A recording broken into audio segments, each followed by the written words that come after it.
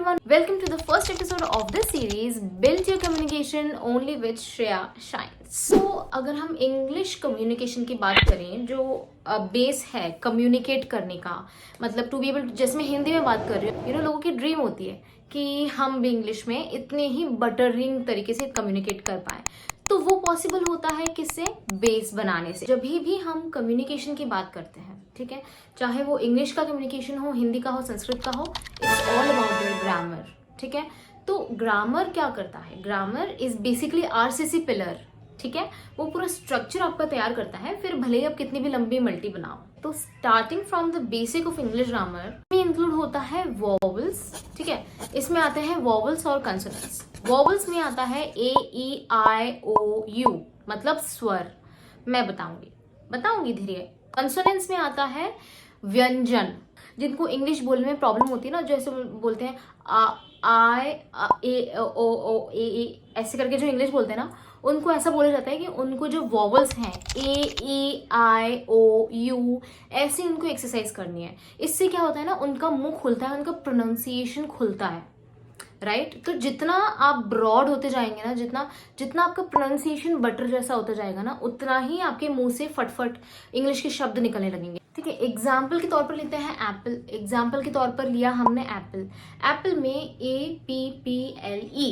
ठीक है, इसमें ए क्या है? वॉवल। ये क्या है? वॉवल। बाकी के सारे क्या बचे? कंसोनेंट्स। एग्जाम्पल के लिए एक और वर्ड हम ले लेते हैं, जैसे कि पिन, PIN। आई क्या है? वॉवल।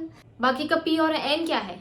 कंसोनेंट्स। वॉवल्स और कंसोनेंट्स के बाद आता है पार्ट ऑफ स्पीच। इसमें 8 अलग अलग टाइप्स होते हैं, 8 प्रकार के होते हैं। पार्ट ऑफ स्पीच में क्या है कि अलग अलग वर्ड्स को अलग अलग कैटेगरी में डिवाइड किया गया है। Adjective is one of the part of speech. अगर मैं एडजेक्टिव की बात करूं तो इसमें वो सारे वर्ड इंक्लूड होते हैं जो हम तारीफ के लिए किसी की यूज करते हैं। ठीक है, जो शब्द, अब जैसे मैंने बोला कि यू आर वेरी ब्यूटिफुल, ठीक है, तो इसमें ब्यूटिफुल क्या हो जाएगा?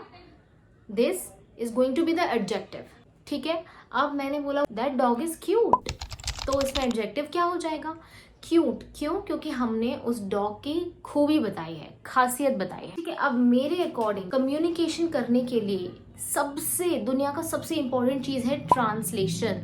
मतलब आपको Hindi to English, English to Hindi, ये दोनों चीजें परफेक्टली आनी चाहिए, तभी आप कम्युनिकेट कर पाएंगे एक दूसरे से। ठीक है, अब for example I am talking to you, मैं आपसे हिंदी में बात कर रही हूँ।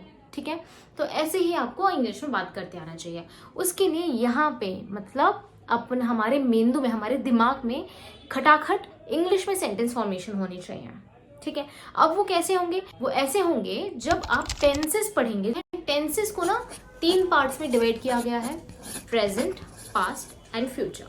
प्रेजेंट मतलब वर्तमान, मैं आपसे बात कर रही हूँ, ब्रैकेट, वर्तमान मतलब प्रेजेंट। मैं कल पार्क गई थी, ब्रैकेट पास्ट। ओके, मैं कल मेले जाऊंगी, okay, it's future, that is भविष्यकाल। अब हर एक टेंस को 4 कैटेगरीज में डिवाइड किया गया है। Okay, present indefinite, present continuous, present perfect and present perfect continuous.